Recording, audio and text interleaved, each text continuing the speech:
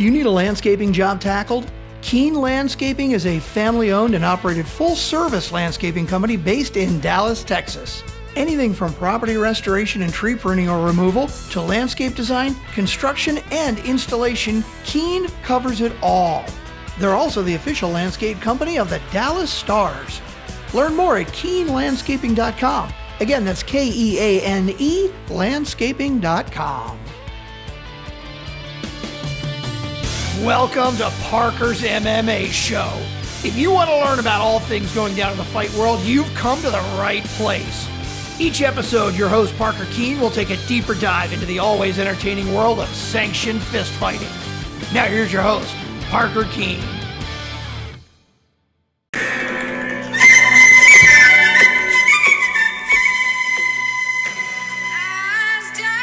Woo!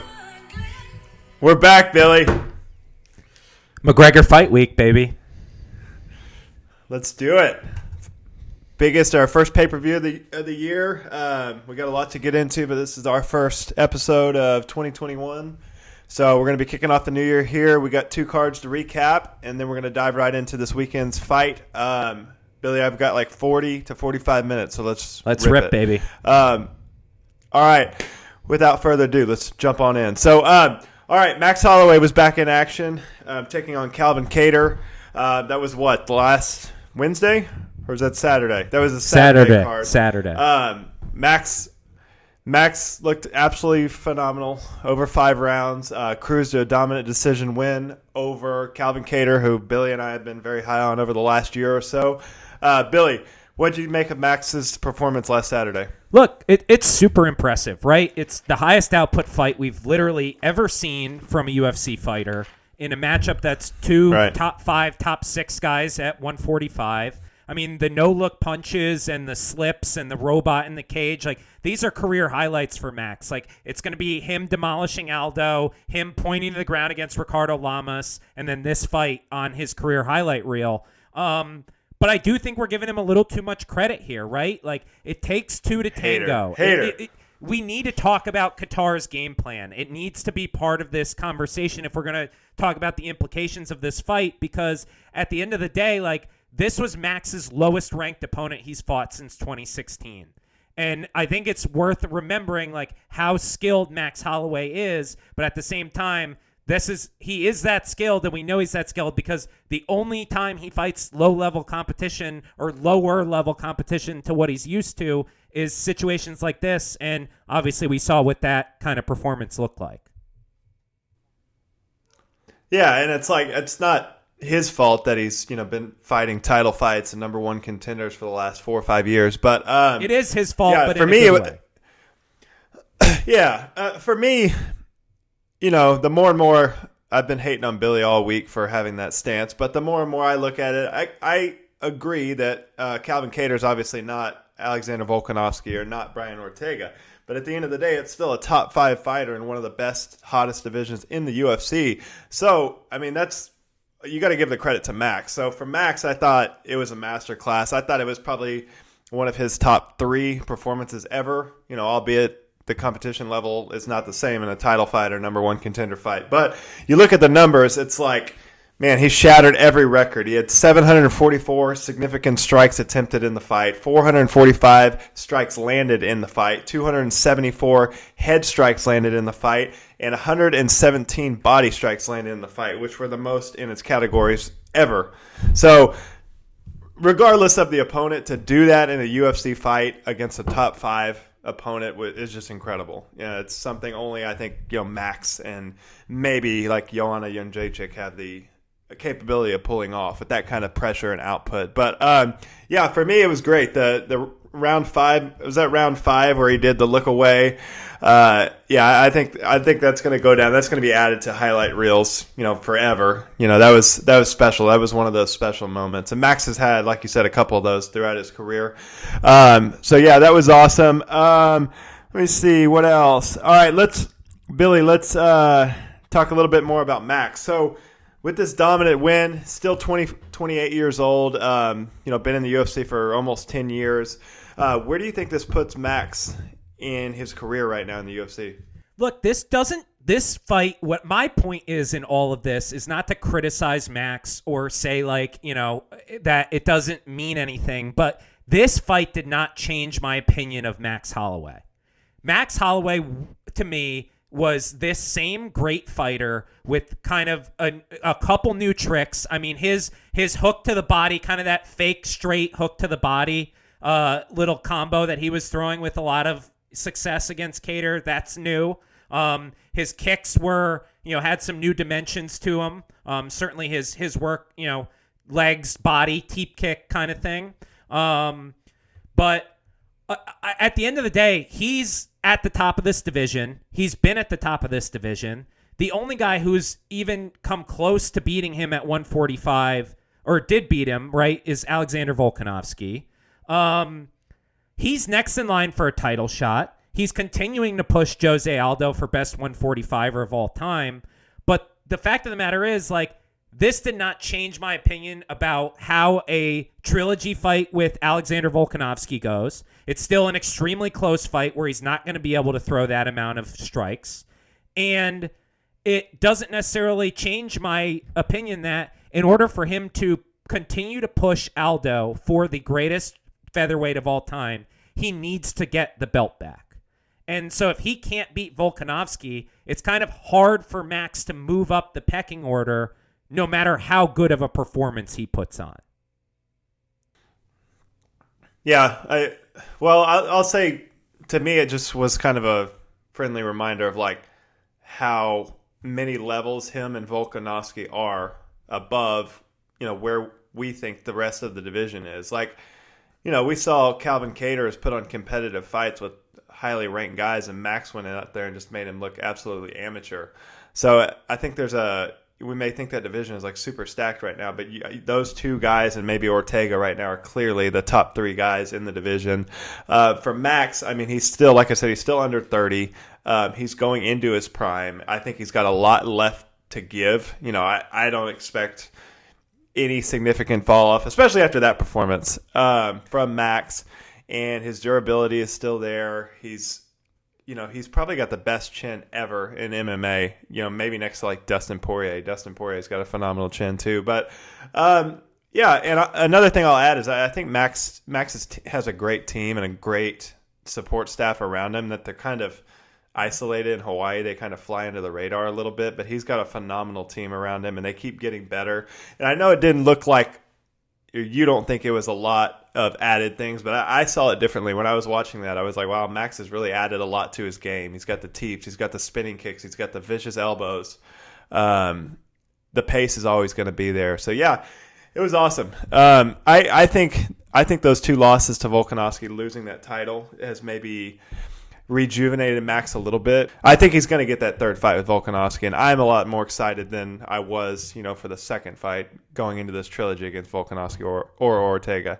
But all right, so Volkanovski had kind of a similar stance to what you had, is like basically, yeah, Max, it looks a little bit improved, but it's more so on the fact that Calvin's nowhere near his level. So do you kind of agree with that? Yeah, let's deep dive in. I think this is worth spending some time on, right? When we talk about a game plan or a strategy of a fighter going in, Max Holloway and Calvin Kattar, from a skills perspective, if you saw them like hitting the bag in the gym, like, you're probably not going to notice significant differences between the two guys. So what it really comes down to is the game plan.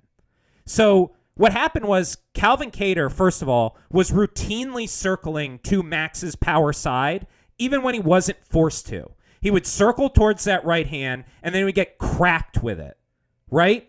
And like, that is, I don't know about you, Parker, but every time I've ever gone into any striking class, that's kind of a cardinal rule of don't circle to the power side. So for such an experienced boxer, I didn't understand why he was doing that at all. Even in situations, there are times where you get forced into it because the guy cuts off the cage or you're pressed up against it. We're talking about center of the octagon, moving along that black line and just moving right into the power shots from Max. And then the other thing was Alexander Volkanovski showed how effective it was to kind of flash a jab at Max as you're circling. so that even if you have to circle that power side, Max kind of reads and reacts and doesn't throw his right hand. And Calvin Kattar didn't do that at all. I mean, he was just circling blind into power shots from Max. Like, you know, I'm not trying to take away from Max's output, but like it's a lot easier for a guy who's Max Holloway's level of striker to land a UFC record number of strikes when you're literally basically handing it to him on a silver platter. Yeah, but I think you've got to give credit to Max. I mean, no, you can't prepare and you can't train for that pace, period. There's no one like Max Holloway. So I think once you get in there with him, you know, you don't believe that he's, you know, hitting you that many times or pushing that pace or keeping that pace for 5 rounds. There was a meme out today. It's like Calvin Kattar in one corner and the other corner is 3 Max Holloways. And I was like looking at that. I'm like, that's how it's got to feel to fight Max Holloway when he's firing on all cylinders. And you saw that, you know, Calvin he's defending and coming back, but he could never get going that entire fight. And I think that's what Max does to you. He takes away the basics because he overwhelms you so much and confuses you. And then, you know, you're shelling up and getting hit with a 12-piece combo.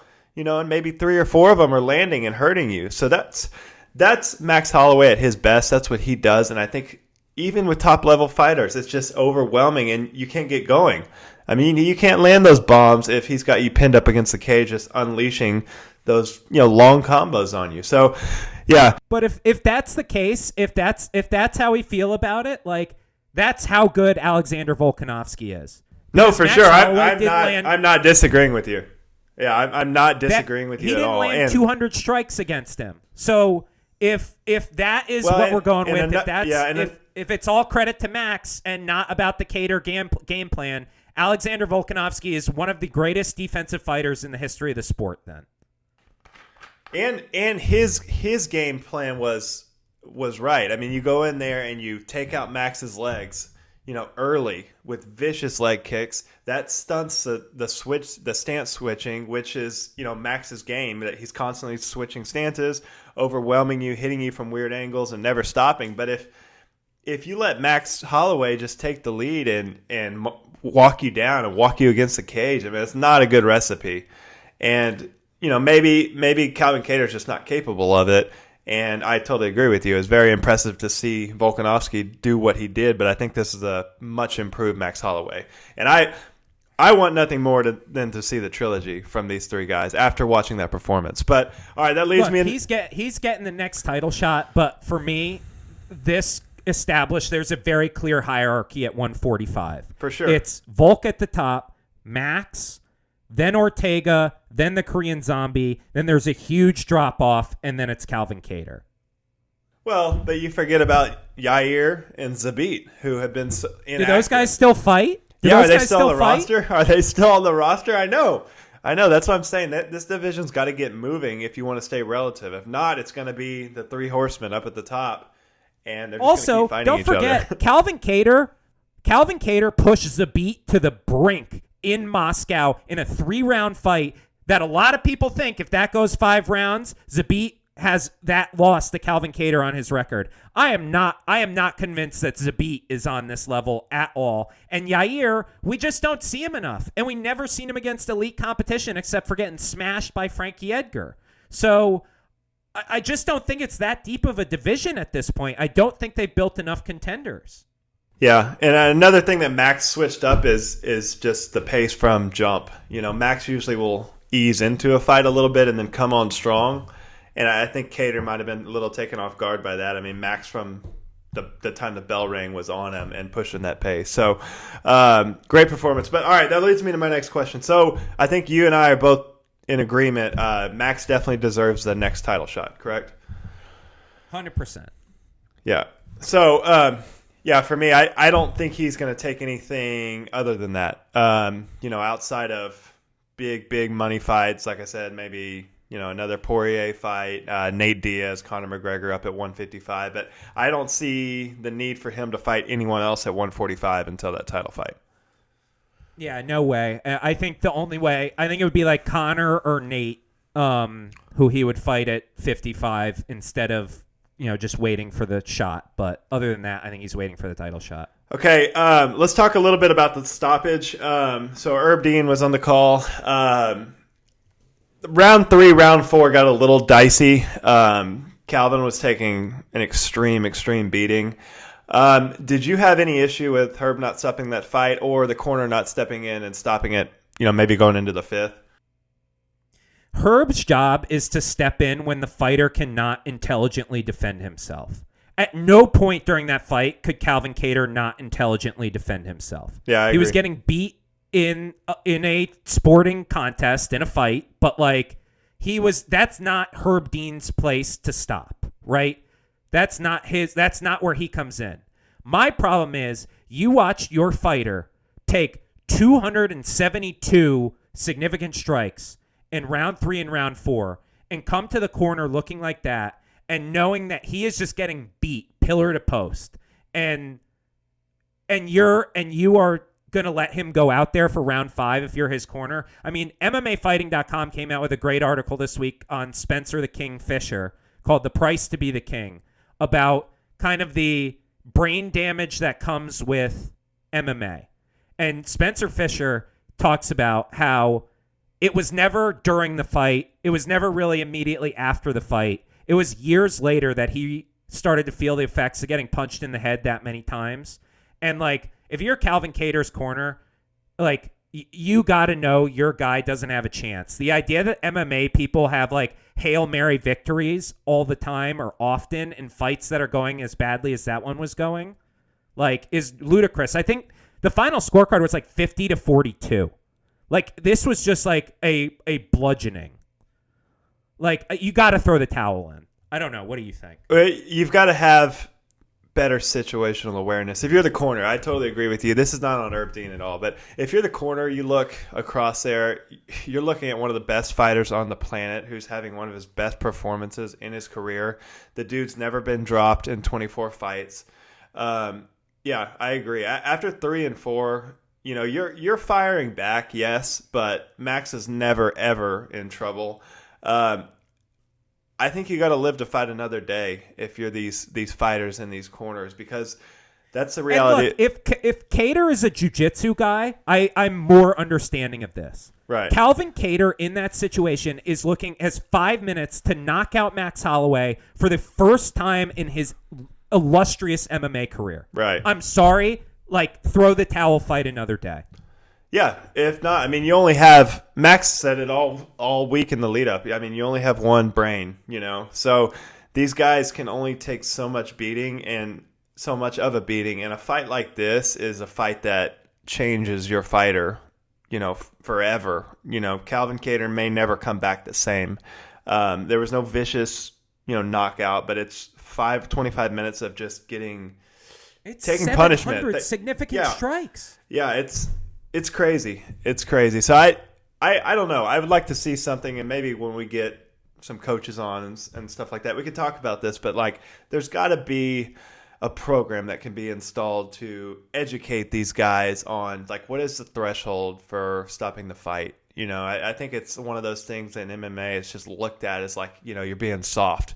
You're being soft if you stop the fight. I've heard Anthony Smith talk about this. I think when he was getting, the Glover fight, when he was getting beat to death, he was like, I straight up tell my corner, you're not able to stop the fight. Do not ever stop the fight. And I think that's short-sighted, and I do agree. The sport's still super young. You saw what happened in football. I think we're going to see a lot of that in MMA, as the sport gets older and some of our heroes of this generation, start to have issues. You look at people like Chuck Liddell. Those guys could start having some serious issues, and then I think we need to reevaluate how we look at this stuff. I mean, this sport is, like you said, it's a marathon. It's not a sprint. Mark Coleman, Ken Shamrock, all of these guys who were the pioneers of MMA, there's no one from that generation that is talking completely clearly, and the GSPs and Khabibs of the world are few and far between of these people who get out when they still have their faculties. For sure. It's scary, and it's hard to watch, and you and I are about as diehard as they come. But I mean, even a fight like that, it's man, it's hard to watch some guy that just has no shot of winning that fight just hang in there and take a beating like most of the roster will. I mean, these guys are the toughest athletes on the planet. They're going to stay in there. So someone's got to be responsible in that corner and look out for the long run of that fighter. But, yeah, I would have liked to see that stop probably going into the fifth. All right, let's move on, Billy. So, again, another phenomenal performance from Holloway. He's got nothing but big fights coming up for him. All right, and a phenomenal skateboarder as well. It's pretty cool to see him skateboarding around Fight Island there. All right, Billy, any other fights on this card you want to cover? I just want to shout out Li Jinglang, the Leech. Very impressive performance. Knocked out former ranked welterweight Santiago Ponzinibbio. And kind of goes to show you, like, long layoffs in this sport rarely go well. Ponzinibbio was a guy who was considered, a surefire top 10 fighter. And, all of a sudden has some injuries, is out a year. And now, he could be irrelevant very, very quickly here. So great win by Li Jinglang, though. The other thing I just want to talk about is the UFC's place on TV, right? So this is obviously the first card on ABC. It was a big deal, made a big deal of. Everyone talks about how great the ESPN deal is, how much exposure there is. It's obviously a lot of money for the UFC, but this card did worse ratings than every single UFC on Fox card ever. And it was the first card in a month with a former champion in Max and a top 5 matchup headlining it. Mighty Mouse used to do 2 to 3 times that rating on Fox, and it was considered a huge ratings bust. I think it's time to think about, are we actually getting closer to the mainstream with MMA, with the UFC, or is this sport getting more and more niche, kind of the way of soccer maybe, where there's a ton of fans in the U.S., but they're kind of scattered and it's not considered a big sport the way baseball, basketball, baseball are. Right. Football, I mean. For me, Carlos Condit was back in action, picks up his second win in a row against another vet and Matt Brown, who's now 40 years old. So Carlos Condit, looked pretty good for what it is, for where he's at in his career. But he's a guy that was perennial, kind of top tier guy at welterweight through the WEC years and into the UFC. But he went on a streak of losing 5 in a row from 16 to 18. He's now got 2 wins in a row and still, relatively serviceable. I don't want to see him fight anyone in the top 15, but still I think he could put on some fun fights with some of these older guys like Tim Means, maybe Robbie Lawler, James Krause, Diego Sanchez, stuff like that. So, another good win for him. And Dan Hardy, I want to give a shout out to Dan Hardy. He's fucking incredible on the call. I love fight cards that Dan Hardy calls. He gets so into it. He's standing up the whole time, going crazy, and you can tell he's just one of the best in the business on the call. So that was awesome. All right, let's move in, Billy, to the Khabib's announcement. Carlos Condit, by the way, end of his contract. So you could see Bellator. some potential fights for him in Bellator or overseas too. For sure. All right, Billy. I know you got some hot sports opinions on this one. Let's talk a little bit about the Dana White Khabib announcement. Oh my God, this is such a joke to me. Khabib is very obviously retired, very obviously done with fighting. Dana White has routinely said, if you're done with fighting, you need to move on. He's always trying to get guys to retire. Now he sees his cash cow in the Middle East with this new relationship with the UAE and all that, in the Muslim world. He sees Khabib as his cash cow, and that's dried up all of a sudden. So all of a sudden, Dana is super invested in getting Khabib to fight again. This is such a non-story to me. Calling this promotion is a joke. Dana's just trying to squeeze, a few final impressions out of the Khabib era, and nothing's gonna come of this. Khabib's not coming back. Yeah, it was ridiculous. I wasn't watching it live, and I was expecting to, get on Twitter or YouTube, a couple hours later and have some big announcement with, announcements of Khabib coming back and he's going to fight the winner of Poirier and McGregor. And it was the biggest 1 minute and 30 second joke that I've ever seen. ESPN's comparing it to the LeBron decision.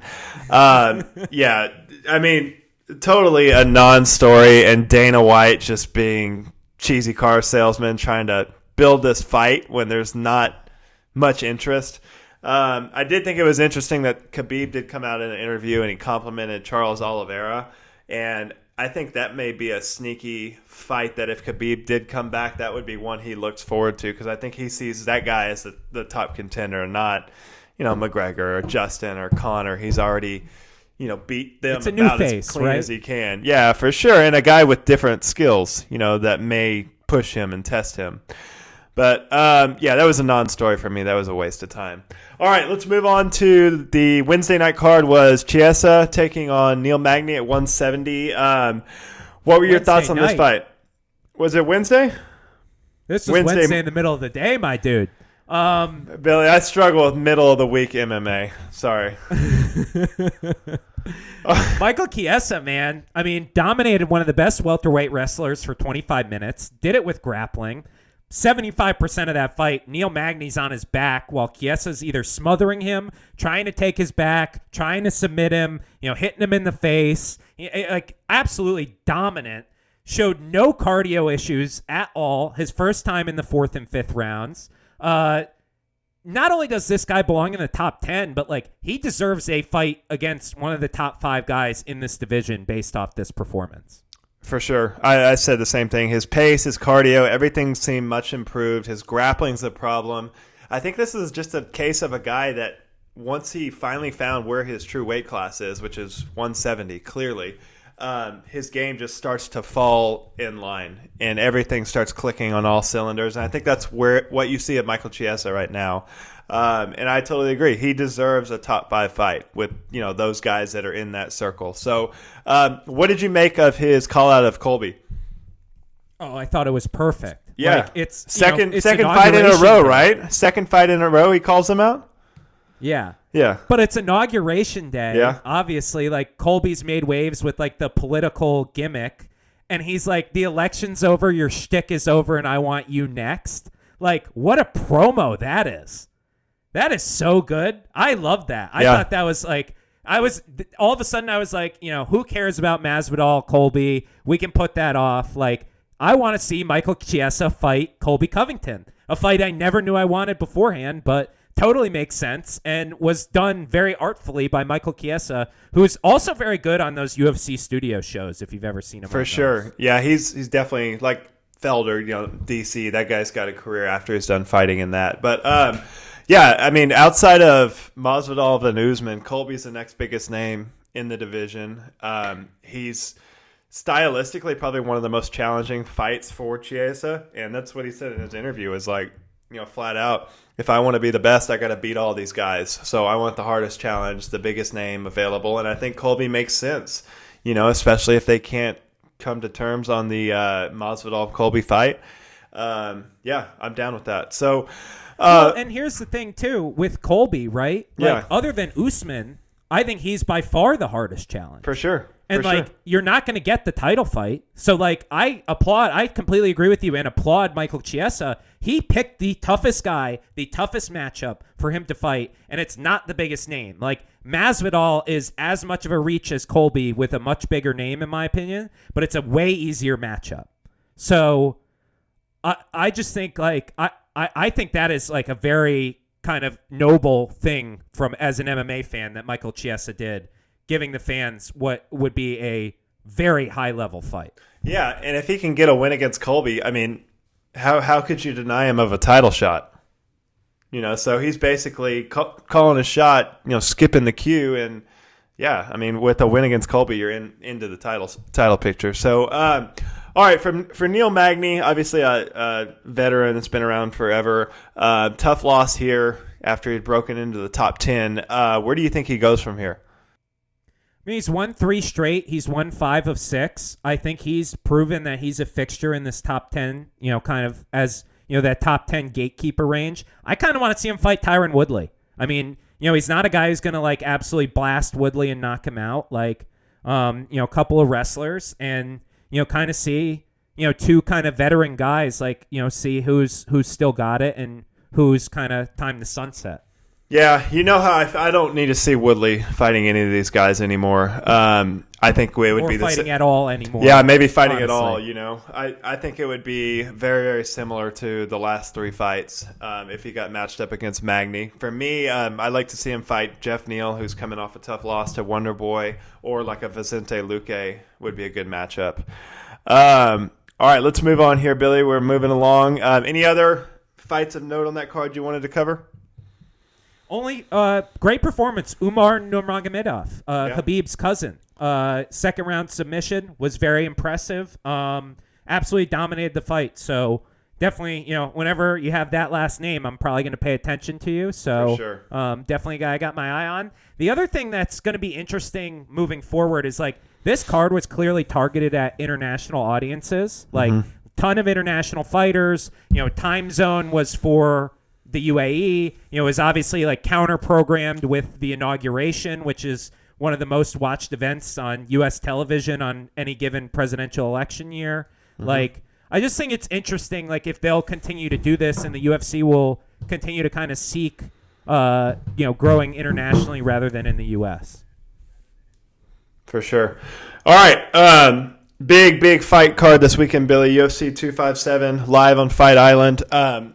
We've got 2 just absolute bangers in the main event and the co-main event. So let's start with the co-main event. We've got Michael Chandler making his long-awaited debut in the UFC, and then you've got Dan Hooker, a guy that's came off several very exciting fights, a top guy at the lightweight division right now.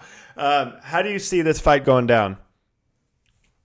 I think this is an absolute brawl. Like, we talk about those fights that aren't going to suck. Like, right. I kind of see this fight as a sneaky one of those fights. Like, Michael Chandler, all-American wrestler, don't get me wrong. He's great on the ground. He's great, kind of with his wrestling. But that guy only really uses it if he has to. I mean, right. Both of these guys typically come out swinging, typically try and knock the other person out. I think this is going to be a really entertaining fight and really back and forth. For sure. Yeah, I totally agree. I think this is going to start really fast. After the first round, you're going to get a good feel for how this fight's going to go down. I think both guys want different things. Dan Hooker's going to want to stay, at distance a little bit, kind of weather that early storm, because Michael Chandler's going to come after you, and he's going to be super, super aggressive, try to hurt you early and try to get you out of there. So yeah, I mean, this is for me, this is a perfect matchup for Michael Chandler. This is a guy in Dan Hooker that's gonna come. He's gonna fight you, gonna make for an exciting fight. And I think it's a big stage for both of these guys. So it's a super important fight, and I think we're gonna get chaos. I really do. What do you think is kind of at stake for these two guys? I think right now there's a clear, let's take Khabib out of the mix. I think there's a clear top 4 at lightweight, and the order is kind of up for debate, but Dustin, Conor, Justin, and Tony, and then, Charles Oliveira is kind of now inserted himself above Tony, so there's really a top 5. So whoever wins this fight will get to fight kind of the odd man out of all of those guys getting matched up, right? That's typically what we've seen in the lightweight division. Is it's always kind of been a top 5 of guys. There's always one, and then there's always kind of one guy that gets left out, and like you get to be the Anthony Pettis for Tony Ferguson, right? And like that's kind of how I see this. Is like whether they can't find a fight for Tony or can't find a fight for Justin, or Charles decides to take another fight, or it's Nate Diaz, like. Whoever wins this fight is kind of in a pole position to get what I would consider like either a big money fight in Nate Diaz or like a number 1 contender type fight against like a Justin Gaethje or a Charles Oliveira. For sure. Yeah, this is a huge stage. Obviously, it's a Conor McGregor pay-per-view, but there's so much at stake with Khabib. Khabib's future kind of lingering out there. You've got Conor coming back into the mix. Nate Diaz has said he's coming down to 155. I think this year is going to be the year of the lightweights. This is going to be a wild year. For Michael Chandler, this is his opportunity after all this time while he was fighting under the Bellator banner, there was always lingering doubt that, hey, is this guy really a top 5 fighter, on the planet right now? And you and I both agreed in his prime, I think he was. But he's older now. His window is starting to narrow. He's got very, very little margin of error here. He's got to get in here. He's got to get a win if he wants to go on a run and try to get that UFC gold. For Dan Hooker, a rising star in this division, and he's became kind of a fan favorite. I see him as being on kind of similar trajectory as Justin Gaethje was kind of on his rise. And I think this is kind of a crossroads fight for Dan Hooker. He's had the epic battles with Barboza and Felder and Poirier. And I'd like to see him turn a quarter here and kind of fight a little smarter, maybe a little more conservative, and fight the way that's going to make you a UFC champion. When I don't think this brawling, crazy chaos fight after fight is sustainable, and I don't think it's going to lead him to being a champion, which I think he's got the potential to be a champion in the mix with these guys. So, crazy fight. This is going to be a crazy fight, and it's going to kick off. Well, go ahead. And Hooker, right, is a little bit at risk of occupying kind of the space that I think you and I both agree that Edson Barboza was in for so long, right? Where you're kind of just outside that like Paul Felder, elite right? echelon of lightweight fighters, right? Yeah. And you never really get over, you never win the big one. Whether it's a co-main on a pay-per-view or a main event fight night, like you never have that moment that gets you your title fight or even your number one contender fight. Like right. Hooker is, if Dan Hooker loses his fight, like he's kind of in that gatekeeper range, right? Like he kind of is that Paul Felder, Edson Barboza, very, very, very good fighter, but just not at that upper echelon level. Yeah, no, I totally agree. I think this is kind of a crossroad fight for both guys. Dan Hooker's kind of, hit the ceiling of where he can be with the crazy brawler. So he's got to kind of make a decision. Does he want to be the brawler or does he want to be the UFC champion? And then for Michael Chandler. You could end up Ben Askren. You handle this poorly. Like people, you become kind of a laughing stock, right? Yeah. If you get KO'd or beat up, whatever. Like, but then the flip side is you become like any of these Strikeforce guys, and like, if Michael Chandler was fighting for a UFC belt at some point over the next calendar year, I wouldn't be surprised. No, absolutely not. All right, Billy, what's your prediction? I'm going to take Dan Hooker by decision. I think this is a really close fight. Yeah, I think it's going to be a chaotic fight. I don't think that Dan Hooker is going to mature and be kind of conservative like I would like to see him. I think it's going to be a war. I do think Dan Hooker is going to catch Michael Chandler, and I think he puts him away late, maybe with a knee right up the middle or something like that. So I'm going Dan Hooker, 3rd round knockout. All right, so we got that one out of the way. Billy, the king is back. Let's dive right in. We've got Conor McGregor back in action this weekend, taking on one of our favorite fighters, Dustin Poirier. 2 guys that are absolute legends of the sport. Probably 2 of the best fighters of our generation. What are your initial thoughts on the matchup and kind of the lead up, to the fight this Saturday? Yeah, I think it feels really subdued from a promotion standpoint. Like I don't feel the hype for this card that I even felt for Cowboy against Conor. And like the UFC had a month to promote this. So I don't know if it's the pandemic or politics kind of like overriding all of it or what, but like this is shockingly under the radar for a Conor McGregor card. But I think what I find interesting is like, I think we have to get used to respectful Conor. I think the days of like braggadocious talk shit Conor are kind of behind him, to be honest. I think it's also this division. Like this division at the moment, Khabib has kind of asserted himself as the alpha male, and then you've got all these guys that are veterans, and they're kind of beyond the shit. And studs. Yeah, really great fighters. Yeah, and I think they all respect each other, and I agree. I was thinking about that today. I'm like, I don't really think you're going to see a lot of nasty buildups anymore, outside of like maybe some shit with Justin Gaethje. He's a little fiery, or if, but Nate Diaz. Yeah, Nate Diaz for sure. But yeah, I was thinking about that today. That's a weird dynamic. But that's how I see it. Like, Khabib's the man. Everyone knows that. And then the top 5, like, anyone could get it any day. So it's very interesting. But I agree. It's been, I don't know if it's the elections and the news or what it is, but it does not feel anywhere near a Conor McGregor fight week. I personally am much more excited about this fight than I was the Cowboy fight.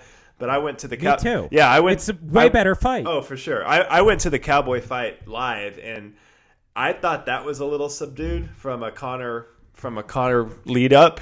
Just being there live in Vegas, and this feels even lesser, of a build up. So I don't know. I'll be interested to see how this does numbers wise, because even like the people that usually reach out to me about, hey, who do I pick this week, and I'm not.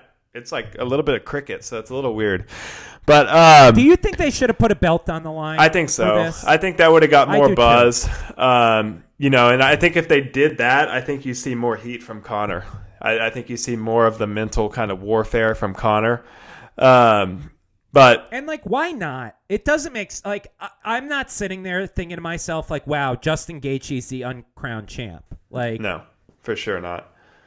Yeah, they should at least made this an interim title, but whatever. It's Conor McGregor's back. Dustin Poirier is here this weekend. So, all right, Dustin made some statements about the idea of wanting to drag Conor into a war. Did you have any thoughts on that? Isn't that his strategy in every fight? I mean, that's kind of what he does every fight, right? Like he tries to get a brawl going. And look, that's a good strategy for Dustin, because 99% of these guys, he's tougher, he's more durable, he's got a better chin, and he's a guy who he's not technically special anywhere. Like the way that Conor is with striking, or the way that Khabib is with wrestling. Like Dustin doesn't have that level of skill where he can dominate elite guys, but he's very well balanced. So a brawl suits him because he can fight anywhere, and he can be competent and stay in a fight at any moment. And then the second you make a mistake, the second you get tired, Dustin jumps on you, smells blood in the water, and puts you to sleep. I agree. I think Dustin's got to ease into this fight, though. Conor McGregor's got one-punch knockout ability like no one else outside of maybe Francis Ngannou on the roster right now. So Dustin needs to ease into this. If he goes, wailing forward, trying to push the pace too early, I could see him getting knocked out viciously. So let's talk about Dustin, kind of his strategy and what you think he needs to do to get the victory here. I think you're 100% right of easing into this fight. I think Conor McGregor, if we've seen weaknesses from him, it's the cardio, right? Right. It's what does he look like in the 3rd, 4th, 5th rounds? That's when Dustin's at its best. Like you think about, the fight with Justin Gaethje, right? Getting to that, by the time that 4th round came around, even though Gaethje won the first 2 rounds, by the 4th round, he was in Dustin's world. I mean, he was literally he was sluggish. He was not moving correctly. You think about the Max Holloway fight, how good he was in the 4th and 5th rounds there. It's just, and obviously the most recent performance with Dan Hooker, it is to Dustin's advantage to weather the storm early, and by 3, 4, and 5, be ready to kind of unleash the beast when Conor is probably at his worst. Yeah, for me, if I'm Dustin Poirier, I ease into this fight. I stay safe round 1, round 2. I'm hacking at his leg. I'm taking out Conor's lead leg. What that's going to do, that saps the power. He chips away at that calf, at that leg of that lead front leg. That's going to start zapping the power of Conor. And by round 3, round 4, he doesn't have that power there.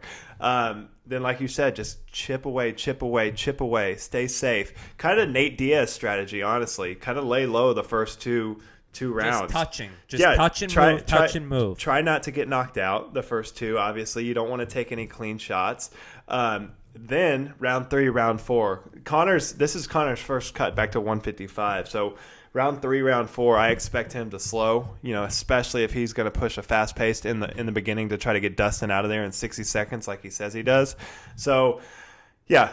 Nate Diaz strategy, wear him down, chip away, get him up against the fence, beat him up, threaten takedowns. Just make it a grinder of a fight. And I think one of Dustin's biggest advantages is, in all this time that Conor's been off and not active in MMA, Dustin's been in there grinding and fighting the best of his weight class in 5-round fights. So you look at his track record, he sub-Showtime Pettis in the third, TKO'd Justin Gaethje in the fourth, TKO'd Eddie Alvarez late in the second, won a 5-round war against both Max Holloway and Dan Hooker.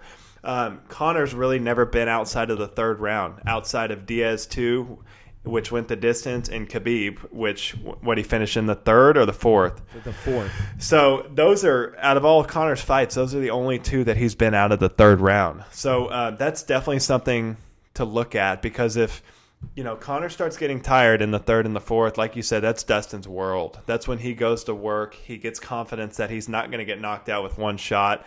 He's going to feel Conor's timing and press him against the fence and start going to work. So, yeah, the way I see it, kind of in a nutshell, Conor's a sprinter, Dustin's a marathon racer, and it's going to be very, very interesting to see how it plays out. Billy, talk a little bit about Conor's route to victory here.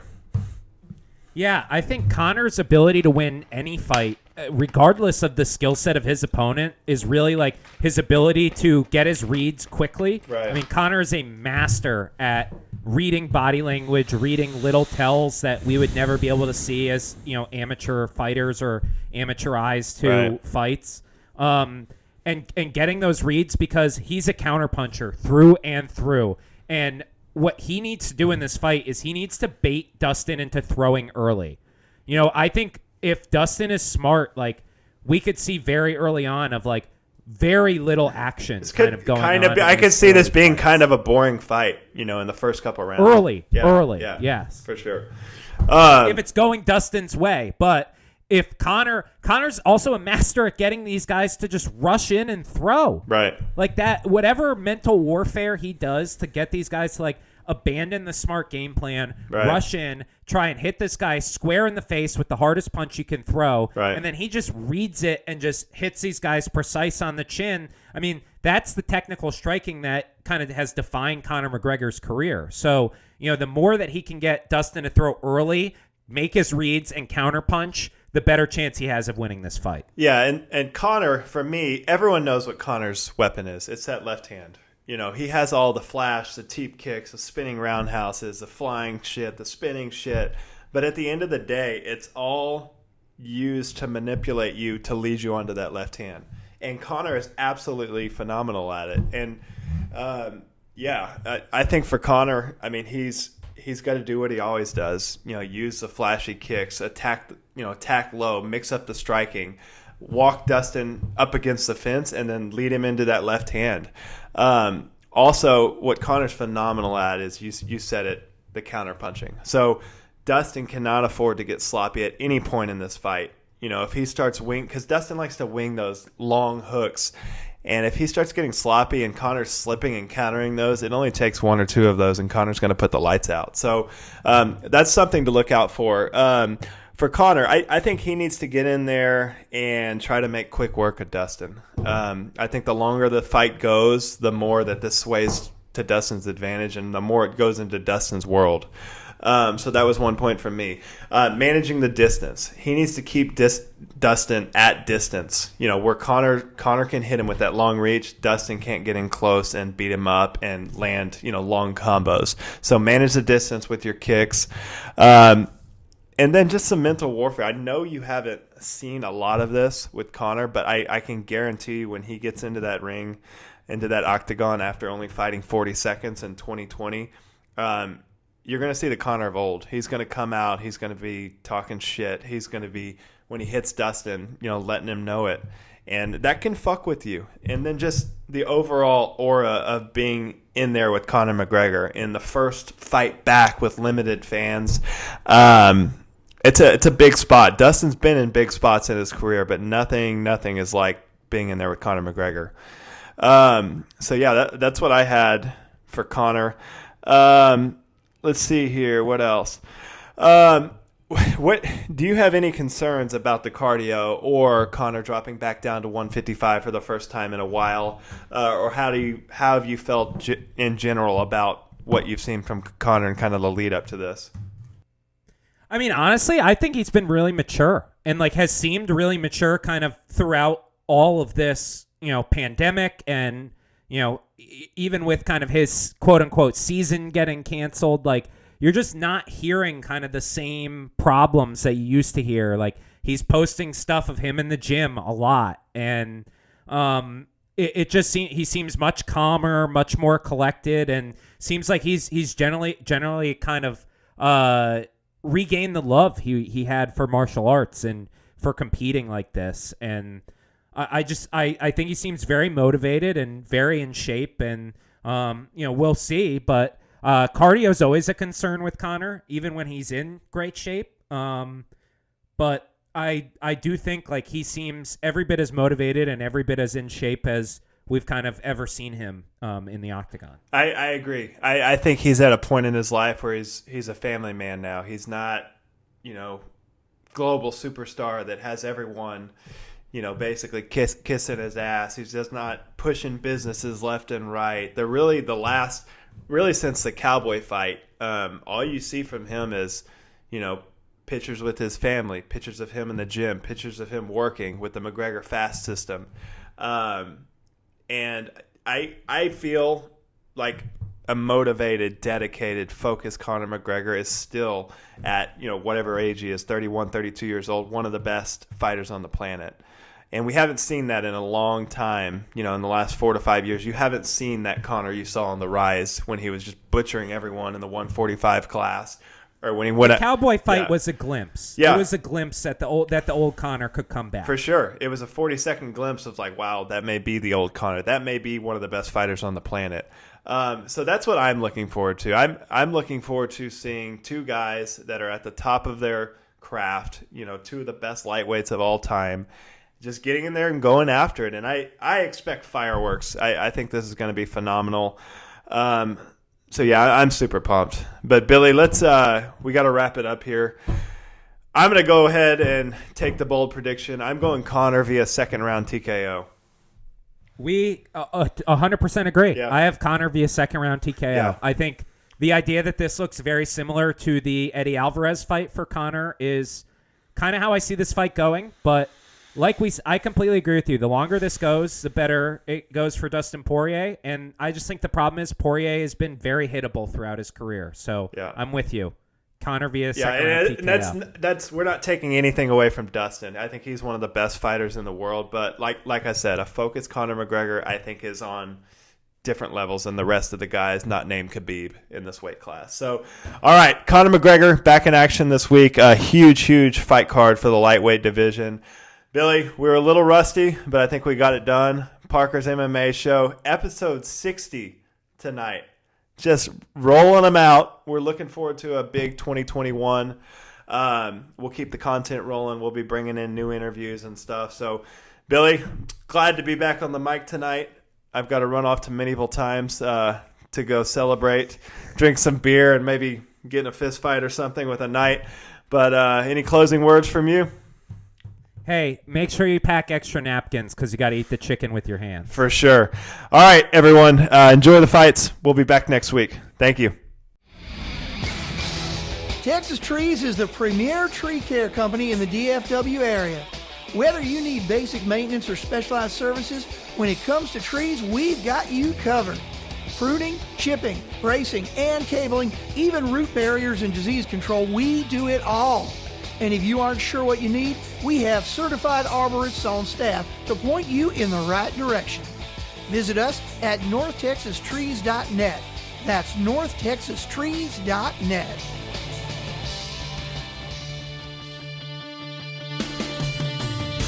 Thanks for listening to Parker's MMA Show. Take a moment to rate and review on Apple Podcast or wherever you get your podcasts, and visit ParkerKeane'sMMAShow.podbean.com for additional information on Parker and to stay up to date on the latest drama in the fight world. For more information and important links about today's episode, check out the show notes.